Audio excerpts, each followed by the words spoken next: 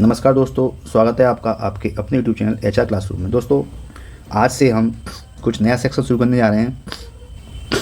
ये है आपका जूनियर असिस्टेंट के लिए हिंदी। जूनियर असिस्टेंट क्या, किसी भी एग्ज़ाम जो UPSSC करा रहा है ना, UPSSC करा रहा है, ठीक है, उसके लिए आपके लिए हिंदी शुरू करने जा रहे हैं। ये आपके लिए यूजफुल होगा पैट के लिए, ठीक है, लोअर PCS के लिए, है ना, UPSSC के किसी भी एग्ज़ाम के लिए यूजफुल होगा। इसमें वही क्वेश्चन रहेंगे जो UPSSC ने प्रीवियस ईयर पूछे हैं। अभी शुरुआत में मैं 2023 में जो भी पेपर हुए हैं UPSSC के, 2023 में जो भी पेपर हुए हैं UPSSC के, उनके क्वेश्चन जो पूछे हैं उसने, ठीक है, वो मैं यहाँ पर डिस्कस करने वाला हूँ, प्रीवियस ईयर क्वेश्चन। चलिए, तो बिना देर किए हुए शुरू करते हैं हम आज का अपना ये सेशन। पहला है ध्वनि एवं ध्वनि वर्णमाला व वर्णक्रम के आधारित जितने प्रश्न पूछे हैं वो देख लेते हैं। ये वीडियो री एग्जाम 2023 में आया हुआ क्वेश्चन है। निम्नलिखित में से अंतस्थ व्यंजन कौन सा है? तो अंतस्थ व्यंजन कौन सा है? यर लव, छत्रज्ञ या फिर विकल्प सी या विकल्प बी।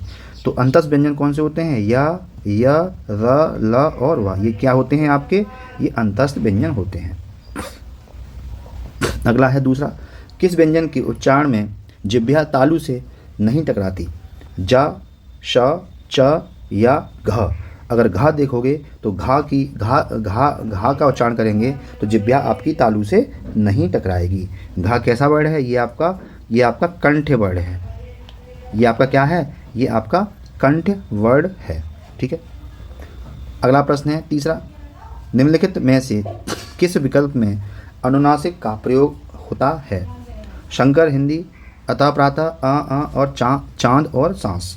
तो सही विकल्प है आपका अनुनासिक का प्रयोग किस में हो रहा है? आपका चांद में। जिन वर्णों का उच्चारण मुख और नासिका दोनों से ऊपर किया जाता है, ठीक है, यानी जिन वर्णों का उच्चारण मुख प्लस नासिका, मुख प्लस नाक से किया जाता है, नासिका किया जाता है, उन्हें क्या बोलते हैं? उन्हें बोलते हैं अनुनासिक। उन्हें अनुनासिक कहते हैं, ठीक है। और अनुनासिक वर्णों के ऊपर क्या लगता है? आपका चंद्रबिंदु लगता है। आप अनुनासिक वर्ण की सबसे बड़ी पहचान ये है कि उसके ऊपर क्या लगेगा? उनके ऊपर क्या लगेगा? चंद्रबिंदु लगेगा। जैसे ऊंट आपका अनुनासिक वर्ड है, ठीक है। आंध क्या है? आपका अनुनासिक वर्ड है। इस तरह से अनुनासिक वर्ड होते हैं। घा, ओष्ठ वर्ड किस विकल्प में है? क, ख, ग, घ। तो क, ख ये तो कंठ है, ठीक है। प, फ, इनको बोलेंगे तो ये होठ से टकराएंगे, तो आपके विकल्प कौन सा है? आपका सी आपके ओष्ठ वर्ड हैं जो होठों की मदद से इनका उच्चारण किया जाता है। पांचवा है संयुक्ताक्षर व्यंजक निम्न में से कौन है? छत्र पहला विकल्प, या बी, या सी, या डी। तो इसमें सही विकल्प है आपके जो संयुक्ताक्षर हैं वो कौन से हैं? आपके ए, है ना। देख लेते हैं कौन कौन से क्या क्या बनने हैं, है ना। दो वर्णों से मिलकर बनते हैं। जैसे आपको ये छा बनाना है तो छा बनेगा का के नीचे हलंत प्लस सा, ये बनेगा छा, ठीक है, क्ष। और ये आपका ये आपका त्रा बनाना है आपको, तो ये बनेगा ता प्लस रा, ठीक है। आपको अगर ज्या बनाना है, ज्या, तो जा प्लस आ, ठीक है, ये बनेगा। आपको अगर श्रा बनाना है तो आपके लिए श प्लस रा, ये बनेगा, ठीक है। ये आप कहीं पर नोट कर लेना, बहुत ही इंपॉर्टेंट है ये, ठीक है। चलिए आगे बढ़ते हैं। प्रश्न संख्या 6, भाषा की सबसे छोटी इकाई क्या होती है? बहुत इंपॉर्टेंट क्वेश्चन है। शब्द, वर्ड, पदबंध या पद। तो भाषा की सबसे छोटी इकाई क्या होती है? वर्ड होती है, ठीक है। और पदबंध की छोटी इकाई क्या होती है? शब्द होती है, ठीक है। अच्छा, सार्थक इकाई क्या होती है भाषा की? वाक्य होती है। यानी भाषा की सबसे छोटी इकाई क्या है? आपकी वर्ड है। अगला प्रश्न है, निम्न में से कौन सा समूह सही नहीं है? ओष्ठ, प, म, ब, भ, ओष्ठ नहीं है ये, ठीक है, सही नहीं है। हाँ तो सही है, ये तो ओष्ठ है। कंठ, का, कंठ है। मूर्धन्य च, छ, ज, झ, च, छ, ज, झ, ये मूर्धन्य नहीं है, ये क्या है? तालव्य है। और व्रत क्या है? न, र, ल, स, ये सही है, ठीक है। और ये मूर्धन्य नहीं है, तो ये आपके सही नहीं है, यानी विकल्प कौन सा हो जाएगा? आपका सी, ठीक है ना। ये तालव्य वर्ड हैं। कौन से हैं ये तालव्य हैं। च, छ, तालव्य हैं, तालव्य, ये क्या है? आपके तालव्य हैं। आठवां है, कंठ से उत्पन्न होने वाले वर्ण हैं ड, ढ, ग, घ, री, रा, च, छ। तो कंठ से उत्पन्न होते हैं कौन से? ग और घ। वीडियो एग्जाम 2023 में आया प्रश्न है, ग और घ। लीजिए, जूनियर असिस्टेंट UPSSC 2023 में प्रश्न पूछा है। मूर्धन्य व्यंजन पूछा है, कौन सा मूर्धन्य व्यंजन है? ठीक है, प, फ, तो ये तो ओष्ठ वर्ण है, प, फ। ड ढ ड ढ तो ये तो मूर्धन्य है, ड ढ, ग घ घ ये कंठव्य है, और ज झ झ ये तालव्य है। तो आपका मूर्धन्य व्यंजन कौन से हो जाएंगे आपके, ये हो जाएंगे आपके ड और ड। चलिए अगला प्रश्न देख लेते हैं। इसमें पूछा है नीचे दी गई तालिका में अशुद्ध मेल कौन सा है। ठीक है, यहाँ पर सघोष, अल्पप्राण और मूर्धा है ना। तो इसमें देखना है आपको कौन सा अशुद्ध मेल है। तो ये तो सही है। ठीक है, उच्चारण स्थान का कंठ है, सही है, अल्पप्राण है, दोनों सही है। और ये आपका जो घा है, धा है, धा ओष्ठ नहीं है। ठीक है, ये क्या है आपका, ये आपका दंत है, ये आपका दंत्य है, क्या है आपका दंत्य है। ठीक है, तो आपका विकल्प कौन सी हो जाएगा इसमें, सी होगा। और छा तालव है और महाप्राण भी है। ठीक है, चलिए आगे बढ़ देते हैं। देखिए कितना अच्छा क्वेश्चन आपके जूनियर सेशन में पूछा गया है। ये कोई अच्छा मतलब कोई हल्का क्वेश्चन नहीं है, बहुत अच्छा प्रश्न है ये, है ना। इसी तरह के प्रश्न आपके देखने को मिलेंगे। अगला है 11वां, जब स्वरों के उच्चारण में ध्वनि मुख के साथ साथ नासिका द्वार से भी निकलती है, उस अनुनासिकता को प्रकट करने के लिए निम्नलिखित में से किसका प्रयोग किया जाता है। तो अनुनासिक का प्रयोग करने के लिए हमने अभी कहा था, प्रयोग किया जाता है किसका, आपका चंद्र बिंदु का प्रयोग किया जाता है। तो अनुस्वार बिंदु गलत है, सेफ गलत है, नुक्ता किसका, चंद्र बिंदु, है ना।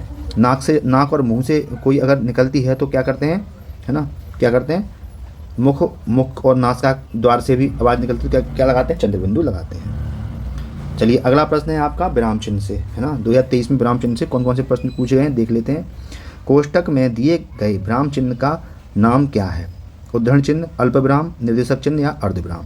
तो इसका सही विकल्प है वो है आपका अर्धविराम। ठीक है, अर्धविराम। अच्छा, उद्धरण चिन्ह कौन सा होता है, ये देखें ना, इस तरह से इन्वर्टेड कोमा, ये आपके उद्धरण चिन्ह है। निर्देशक चिन्ह क्या होता है, निर्देशक चिन्ह ऐसे होता है, देखिए ये लगा दो और ये कर दो, ये बनेगा निर्देशक चिन्ह। अच्छा, अल्पविराम क्या होता है, अल्पविराम मतलब एक कोमा, ये एक कोमा, ठीक है, एक कोमा, ये क्या है आपका अल्पविराम, है ना, अल्पविराम।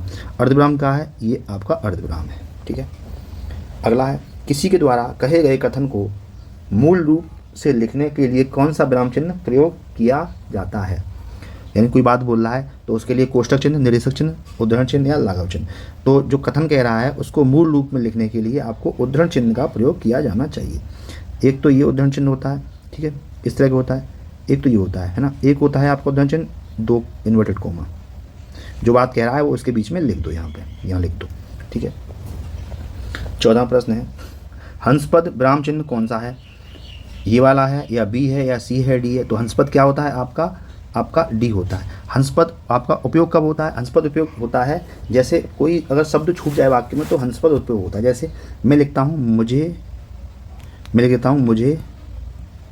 मुझे आज है ना जाना है, मुझे आज जाना है। अब मुझे ध्यान आया कि यार मैंने तो यहाँ को छोड़ दिया है, तो यहाँ पर लिख देता मैं मुझे आज घर या दिल्ली। ठीक है, तो यहाँ पर मैं लिखूँगा ना तो ऊपर ऐसे लिखूँगा ना तो नीचे हंसपद लगा दूंगा, यहाँ पर ऊपर लिख दूंगा दिल्ली। इसका यूज होगा, कोई वाक्य छूट जाए या सब छूट जाए तो इसे लिखने के लिए हंसपद का उपयोग होता है। 15वां प्रश्न है अर्धविराम चिन्ह कहाँ लगता है, उद्धरण चिन्ह से पहले, बिल्कुल नहीं।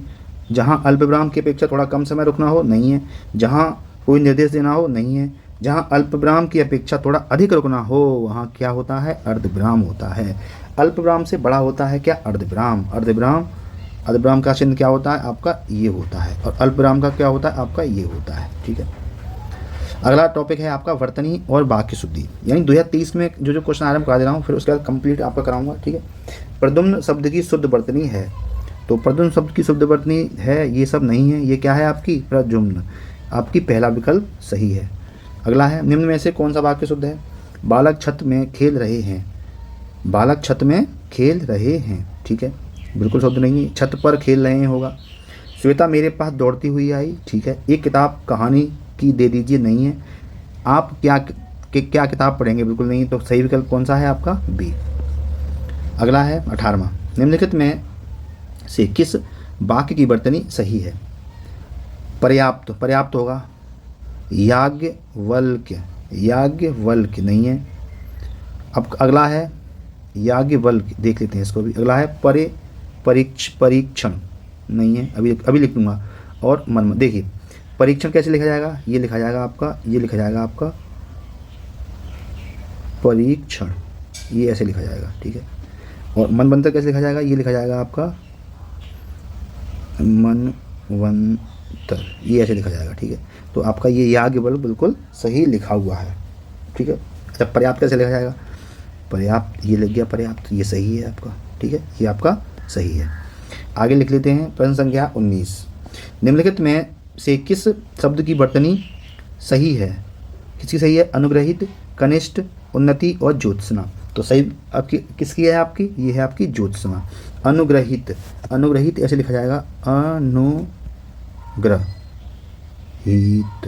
ऐसे लिखा जाएगा, अनुग्रहित, ठीक है। अच्छा, कनिष्ठ, कनिष्ठ लिखा जाएगा आपका कनिष्ठ, ये आपका कनिष्ठ हो गया। उन्नति कैसे है, उन्नति, ये आपका उन्नति है, ठीक है। 20वां प्रश्न है, निम्नलिखित दोनों वाक्यों की संपूर्ण शुद्धता के विषय में कौन सा विकल्प सही है। पहला है, हमको हमारे पूजनीय महानुभावों का सदा सम्मान करना चाहिए। दूसरा है, उसे मृत्युदंड की सज़ा दी जानी चाहिए थी। तो कौन सा सही है विकल्प आपका, पहला, दूसरा, तीसरा या चौथा। तो इसमें दोनों ही वाक्य अशुद्ध हैं, दोनों ही वाक्य अशुद्ध हैं। सही क्या होगी, सही होगी हमको अपने पूजनीय की जगह क्या होगा, पूजनीय, पूजनीय, हमको अपने पूजनीय महानुभावों का सदा सम्मान करना चाहिए। अब ये बिल्कुल सही है। अच्छा, अब देखो ये क्या है, उसे मृत्युदंड की सज़ा। तो मृत्युदंड की सज़ा, जब मृत्युदंड में ही सज़ा आ गई तो क्यों नहीं चाहिए, तो इसका हो जाएगा सही, उसे मृत्युदंड दिया जाना चाहिए, उसे मृत्युदंड दिया जाना चाहिए था, ठीक है, इस तरह से होगा। चलिए अगला देख लेते हैं 21वां प्रश्न। निम्नलिखित 21वां है, निम्नलिखित में से किस शब्द की वर्तनी सही है। प्रतिज्ञा बिल्कुल गलत है, उत्कर्ष सही है, महात्म अभी लिख देंगे। देखिए महात्म कैसे लिखा जाएगा, ये लिखा जाएगा आपका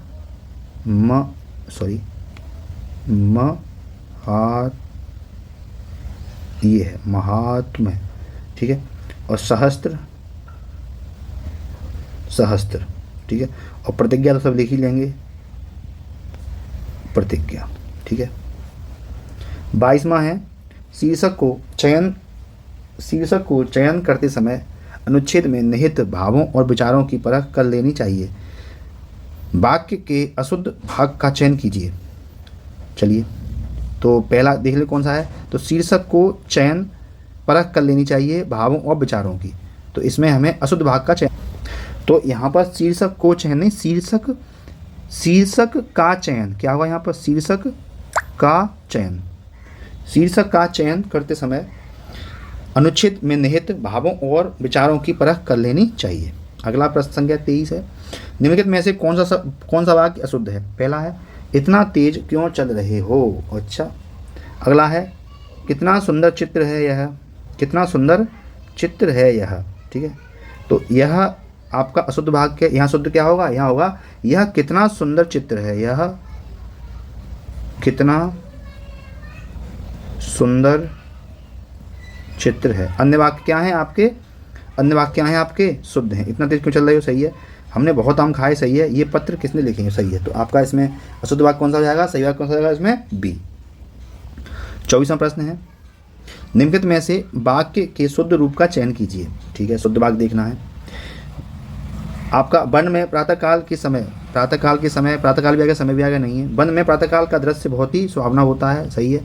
वन में प्रातःकाल के समय नहीं है, वन में प्रातःकाल के समय नहीं है। तो आपका सही विकल्प कौन सा है, आपका बी आपका सही विकल्प है। 25वां प्रश्न है, निम्नलिखित की कौन सी वर्तनी शुद्ध है। शुद्ध वर्तनी आपको निकालनी है इसमें। आशीर्वाद, आशीर्वाद, अच्छा कौन सी शुद्ध है, तो आशीर्वाद की, आशीर्वाद कैसे लिखा जाता है, ये लिखा जाता है आशीर्वाद, ये आपका सही है। आशीर्वाद ये आपका सही है। तो इसमें कौन सा मिलान कर रहा है आपका, ये है आपका विकल्प ए, आशीर्वाद। कौन सी शुद्ध है आपका, ए, बाकी ये सब गलत हैं। ठीक है, तो 25 प्रश्न ही लेके आया मैं। ठीक है, अभी अच्छा रिस्पांस मिलेगा तो आगे भी प्रश्न कराऊंगा इसके। ठीक है, अगर आपको कोई सुझाव देना हो तो कमेंट कीजिए। ठीक है, और अगर आपको हमारा प्रयास अच्छा लगता है तो प्लीज़ चैनल को सपोर्ट के लिए लाइक से सब्सक्राइब कीजिए। ठीक है, और आगे मिलते हैं किसी और नए इन्फॉर्मेटिव लेक्चर में। तब तक के लिए जय हिंद, जय भारत।